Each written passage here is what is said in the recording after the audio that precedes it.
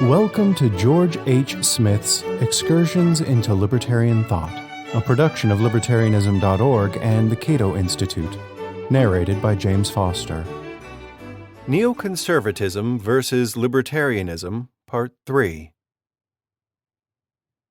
It was August 1921, and Anne Shaw Faulkner was concerned about the cultural fallout from the Great War, World War I, which had ended less than 3 years earlier.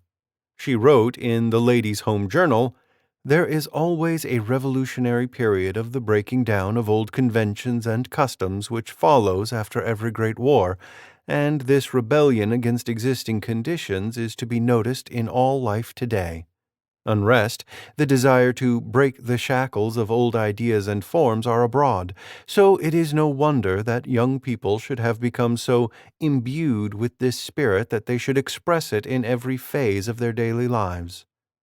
Anne Faulkner, music chairperson of the National Federation of Women's Clubs and author of What We Hear in Music and The Opera and Oratorio, was alarmed by a new type of music that was sweeping across America. She called her article, "Does Jazz Put the Sin in Syncopation?" Faulkner wrote her article to explain the evil influence of jazz on American culture. Jazz inspired a style of dancing that originated with the voodoo dancer, stimulating the half-crazed barbarian to the vilest deeds. The fact that the syncopated rhythm of jazz, which causes brutality and sensuality, has a demoralizing effect upon the human brain has been demonstrated by many scientists. Jazz almost forces dancers to use jerky half-steps and inspires immoral variations. Faulkner was especially troubled by the detrimental influence of jazz on the morals of women. Women who liked to dance to the music of jazz orchestras frequently availed themselves of corset check rooms, which enabled them to shed both physical and moral restraints, and overstimulated young women sometimes wandered off with their dates during breaks. Jazz, according to Faulkner, is an expression of protest against law and order, that Bolshevik element of license striving for expression in music. It is a scientifically proven fact that jazz destroys the moral sensibilities of human beings. A number of scientific men who have been working on experiments in musicotherapy with the insane declare that while regular rhythms and simple tones produce a quieting effect on the brain of even a violent patient, the effect of jazz on the normal brain produces an atrophied condition on the brain cells of conception, until very frequently those under the demoralizing use of syncopation combined with inharmonic partial tones are actually incapable of distinguishing between good and evil, right and wrong. The demoralizing effect of jazz on factory workers was also evident. This was noticed in an unsteadiness and lack of evenness in the workmanship of the product after a period when the workmen had indulged in jazz music. It is universally recognized, Faulkner wrote, that the human organism responds to musical vibrations.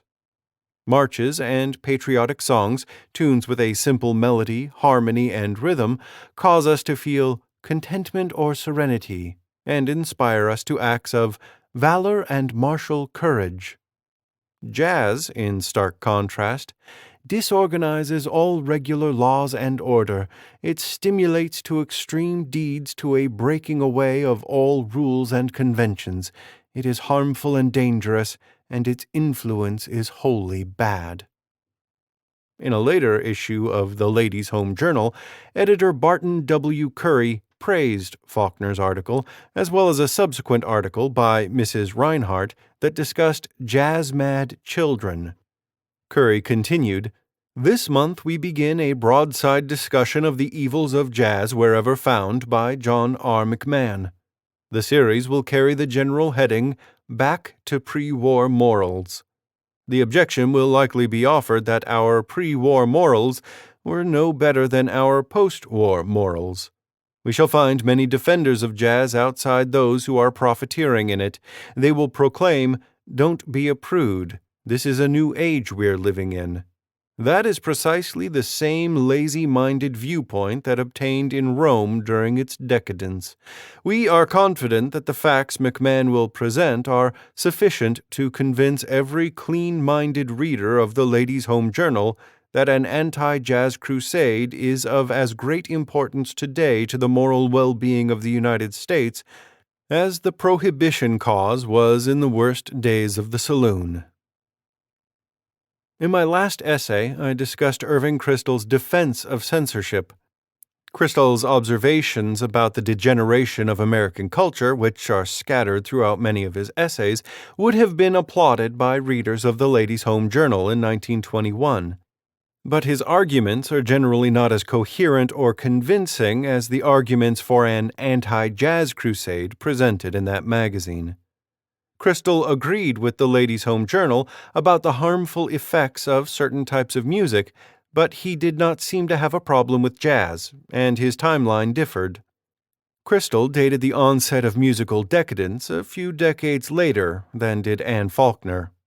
A sign of the troubles ahead was evident in the early 1950s, wrote Kristol in 1992.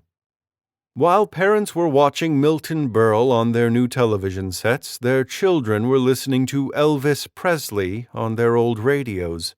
For these adolescents and teenagers, frank sexuality and what was really new, frank female sexuality, shoved aside the older romantic erotic appeal of, say, a Frank Sinatra. The real breakthrough came with the Beatles. Kristol failed to mention that Milton Berle performed some of his most popular television routines in drag, so he did not consider the possibility that Berle may have generated sexual confusion among baby boomers and thereby contributed to the decadence of American culture. Nor did Kristol analyze the music of the Beatles with the same thoroughness with which Faulkner analyzed jazz, and for that we should be thankful.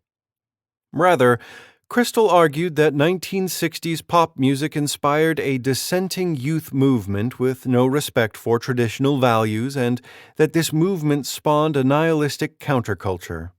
Such were the consequences when the youth of America repudiated Milton Berle and Frank Sinatra in favor of Elvis Presley and the Beatles. And such is the kind of puerile cultural analysis that passes for profound among fans of Irving Kristol. I do not maintain that cultures cannot or do not decline, nor do I believe, contrary to the repeated assertions of Kristol and other neocons about libertarians, that cultural values are irrelevant to a free society. My beef is not with Kristol's interest in culture per se, but with his sophomoric understanding of culture and his insistence that the coercive power of government should regulate personal values. For all his emphasis on the unintended consequences of government intervention in economic matters, Kristol seems never to have seriously considered the unintended consequences of compelling millions of people to conform to a government's notion of a desirable culture. The very idea of a crime against culture, Kristol did not use this expression, but that is the sum and substance of his arguments, makes me shudder.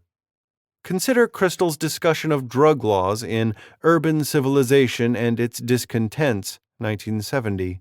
Kristol was not interested in venturing into the swamp of controversy that surrounds this topic and the conventional terms in which it is publicly discussed. In other words, Kristol was not concerned with whether certain drugs such as marijuana, amphetamines, and LSD were harmful to the consumer. Indeed, such drugs should be illegal even if biochemists could render a drug like heroin medically harmless. What makes a drug a truly serious problem, proclaimed this guardian of culture, is less its medical aspect than its social purpose. And here we have arrived at the nub of the question as I see it. What counts is why drugs or intoxicants are taken, not whether they are. What counts is the meaning and moral status of the action, not its physiological dimensions. Although cigarettes and alcohol may be bad for us, they pose no kind of threat to our society or to our civilization.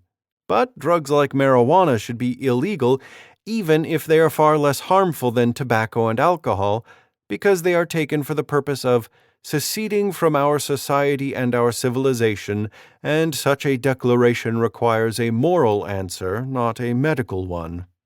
Of course, Crystal's moral answer to those who might wish to secede from our democratic urban nation is to imprison cultural criminals who believe they have the right to pursue happiness as they see fit, provided they do not violate the equal rights of other people. Never mind that millions of lives will be ruined as the government tramples on individual rights wholesale, for culture, as conceived by the neocon, trumps everything else. As Robert Bork, who was nominated to the Supreme Court in 1987 by President Reagan, said in his article Culture and Crystal, 1995, "Modern liberalism employs the rhetoric of rights incessantly to delegitimize restraints on individuals by communities. It is a pernicious rhetoric because it asserts a right without giving reasons. Rights cannot win every time." According to Bork, radical individualism descends into hedonism, and this is why rock music, which celebrates the unconstrained self, is so pernicious. A hedonistic culture cannot sustain a free society, so communities must be able to regulate values by democratic means. Otherwise, the degeneration of American culture will continue unabated. "Wherever one looks," declared Bork, "the traditional virtues of this culture are being lost, its vices multiplied, its values degraded. In short, the culture itself is unraveling." Bork decried the Supreme Court decision that created a right of privacy, according to which a person belongs to himself and not to others nor to society as a whole. This libertarian doctrine of self-ownership, according to Bork, Crystal, and other neocons, is the philosophic mainspring of cultural decadence. Thank you for listening to Excursions.